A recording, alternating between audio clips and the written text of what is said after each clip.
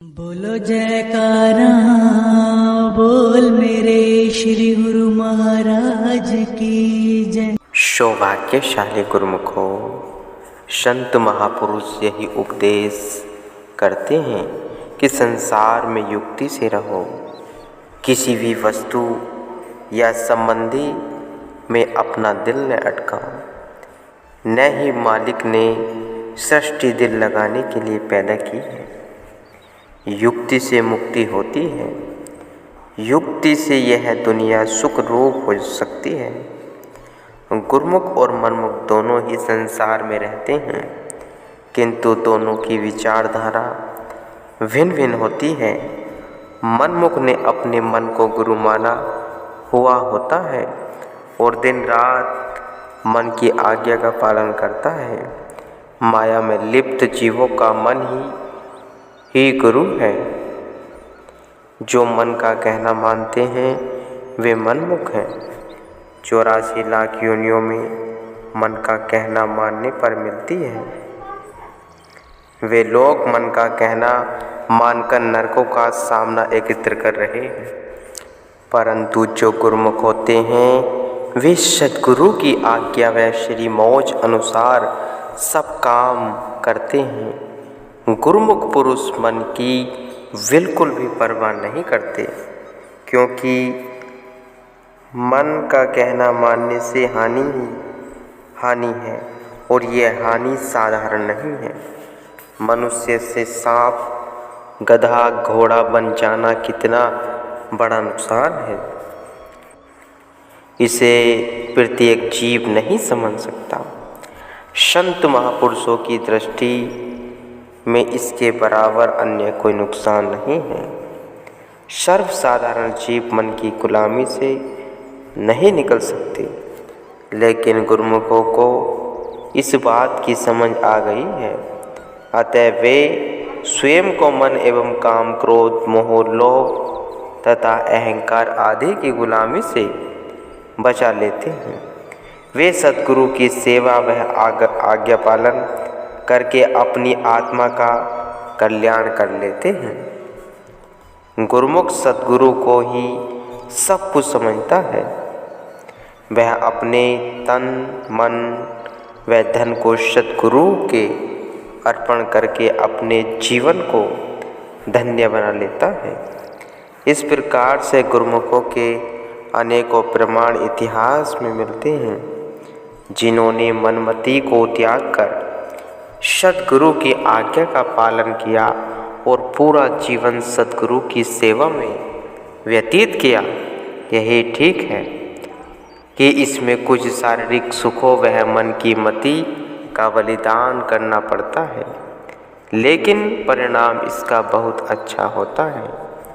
मृत्यु के पश्चात रूह को 84 लाख योनियों में नहीं भटकना पड़ता और न ही बाद में पछतावा करना पड़ता है। इसलिए महापुरुषों का उपदेश है कि गुरुमुखों की तरह जिंदगी गुजारने में लाभ ही लाभ है। मनमति को त्याग कर सद्गुरु की आज्ञा मानकर अपने जीवन को धन्य बनाना चाहिए। एकांत रहने में बहुत लाभ है, परंतु एकांत में सिवाय मालिक के भजन के कोई और ख्याल दिल में नहीं आना चाहिए। यदि कोई मनुष्य केवल शारीरिक रूप में स्वयं को एकत्र कर लेवे और मन में दुनिया भर के ख्याल भरे हुए हों, कल्पना कलेश से मन अशांत हो, उसको एकांत सेवन का कोई लाभ नहीं। एकांत उस समय ही लाभदायक है जब मन को संसारी ख्यालों से खाली करके ख्यालों को ईश्वर के भजन ध्यान में लगाया जावे। किंतु मन को सांसारिक वासनाओं से दूर करना आसान नहीं है। जब तक समय के संत सद्गुरु की चरण शरण ग्रहण प्राप्त नहीं कर ले जाए, जब तक संत सद्गुरु जीव को सांसारिक इच्छाओं को दूर करने की युक्ति नहीं बताते, तब तक यह मनुष्य अपने मन को सांसारिक ख्यालों से अलग नहीं कर सकता। यदि शरीर को दुनिया के धंधों से अलग कर भी लिया जाए और मन दुनिया की वासनाओं में उलझा रहे तो इस तरह यदि कई वर्ष भी गुजर जावे तो संत महापुरुषों की दृष्टि में कोई भी लाभ नहीं है, क्योंकि भजन अभ्यास में सफलता जो मन के लगाने से होनी थी वह प्राप्त न हो सकी। शरीर को एकांत में रखने पर भी मन कोरे का कोरा रहा। वह मनुष्य तेली के बैल की तरह है जिसकी आँख बंधी है और जो सुबह से शाम तक चलता रहता है और अपने मन में यह सोचता है कि मैंने काफ़ी सफ़र तय कर लिया है, मगर आँख खुलने पर भी वही का वही होता है। इसी तरह से शरीर को अलग कर रखने का हाल है। मन के अंदर संसारी ख्याल भरे हुए होने पर कभी भी शांति एवं आनंद की प्राप्ति नहीं हो सकती। शरीर को एकांत रखने का मतलब यही होता है कि शांति की प्राप्ति हो। दुनिया के सुखों को देखकर प्रसन्न होना व दुखों को देखकर दुखी होना यह मन का स्वभाव है। शरीर का दुख सुख से कोई मतलब नहीं है। यह मेरा है, यह तेरा है, यह सब मन का मनोत है। इसलिए जब तक मन को हर्ष शोक से मेरे तेरे से दूर करने लिया जाएगा तब तक शरीर को एकांतवास करने पर भी शांत व एवं आनंद की मिलना कठिन है। इसलिए संत महापुरुषों की चरण शरण में जाकर मन को सांसारिक विषय वासनाओं से अलग करने का तरीका सीखना चाहिए। तब शरीर एकांत में रहने पर मन भी एकांत पसंद करेगा। यदि शरीर से संसार का कोई काम कर लिया भी जावे तो भी मन कमल के फूल की तरह संसार की इच्छाओं से अलग रह सकता है और वास्तव में एकांत का यही मतलब है। ख्यालों में मेरा मेरा और तेरा तेरा होना यह सब माया है।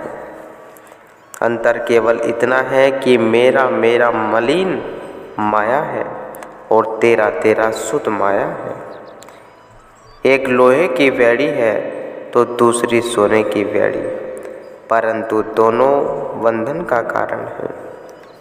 चाहे मनुष्य कितनी ही विद्या क्यों न पढ़ ले, कितने ही चतुर क्यों न हो और अपने को बहुत बुद्धिमान समझता हो, संसार के काम करने में कितना ही निपुण क्यों न हो, यदि अपने दिल से मेरे तेरे के ख्यालों को दूर न कर सका तो मेरी तेरी की अज्ञानता के चक्र से स्वयं को नहीं बचा सकता, तो उसकी समझ केवल शरीर तक ही है।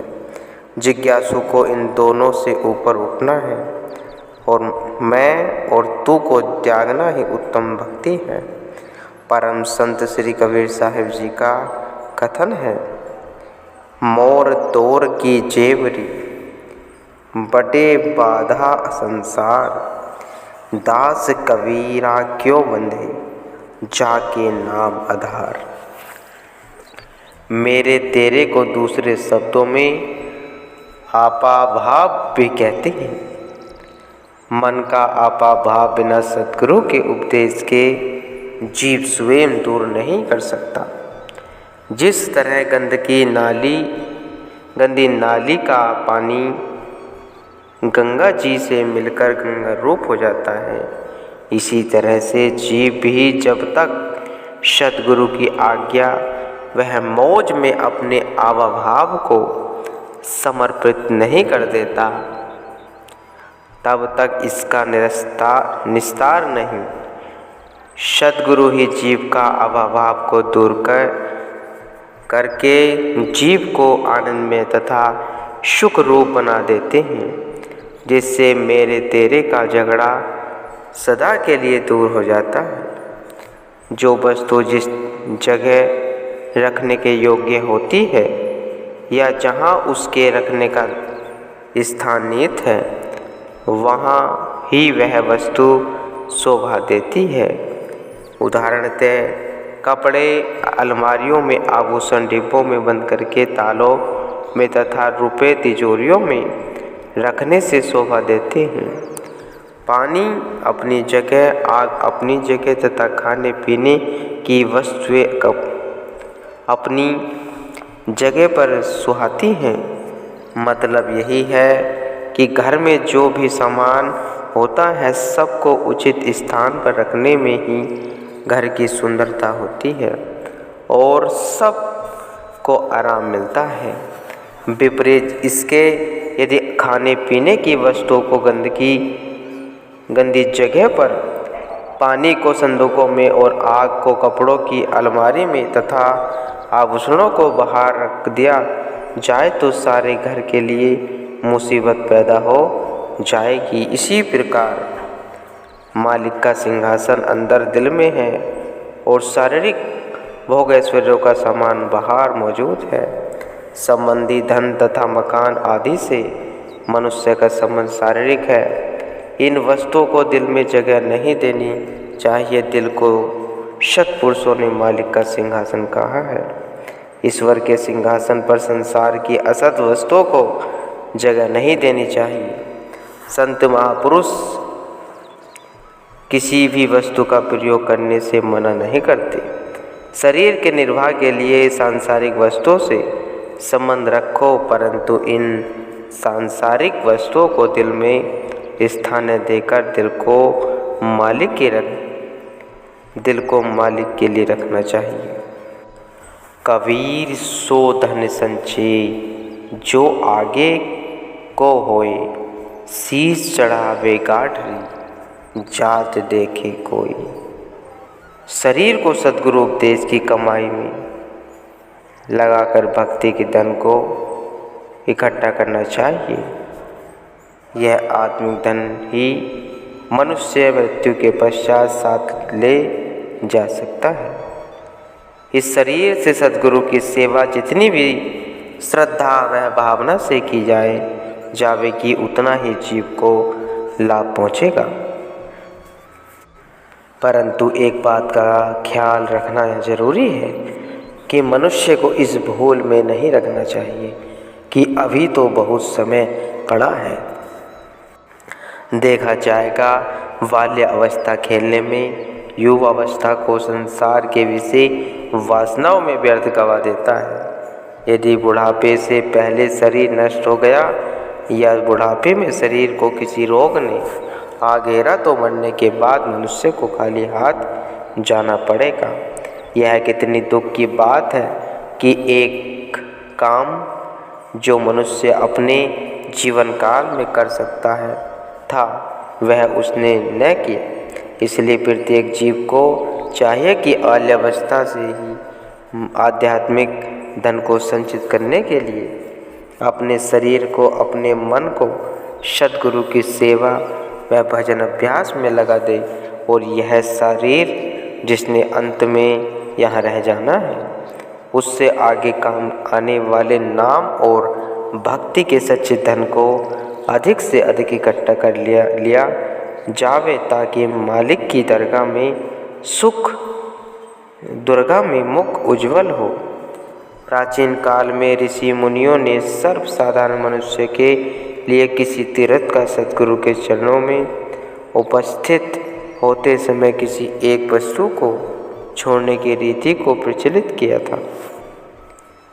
और छोड़ने या त्यागने की वस्तुएं ये जैसे काम, क्रोध, मोह, लोभ, अहंकार, निंदा, ईर्ष्या, तृष्णा, राग, द्वेष, विषय विकार आदि। अर्थात तीर्थों पर जाकर अपने मन को यह दृढ़ संकल्प किया जाता था कि आज के बाद मैं क्रोध नहीं करूँगा। इसी प्रण के लिए उन्हें चाहे कितने ही नुकसान पहुँचता है, वे क्रोध नहीं करते थे।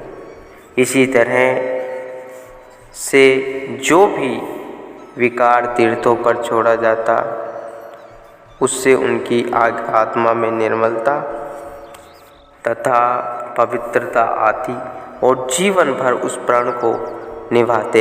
यदि कोई भूल से छोड़ी हुई वस्तु को ग्रहण करता तो संबंधी उसे याद करवाते कि यह चीज़ तुम तीर्थों पर छोड़ आए हो। कहीं कहीं पर लोग ऐसा भी कहते थे कि जिस विकार से मनुष्य अधिक दुखी होता है, जिसके कारण मन में सदा अशांति रहती है, वही विकार ही तीर्थों पर छोड़कर आता था। परंतु अब लोगों ने इसके उल्टे अर्थ निकाल लिए हैं। आजकल देखा जाए, आजकल तो केवल प्रथा मात्र रह गया है। सर्वसाधारण तो इसके वास्तविक अर्थ का पता ही नहीं कि तीर्थों पर क्या छोड़ना चाहिए। इसलिए संत महापुरुषों ने जो ऊपर त्यागने और योग्य विषय विकार बतलाए हैं, उनका त्याग करना चाहिए। तभी बस मनुष्य भजन अभ्यास में सुरती लगाकर अपने जीवन को सफल बना सकता है।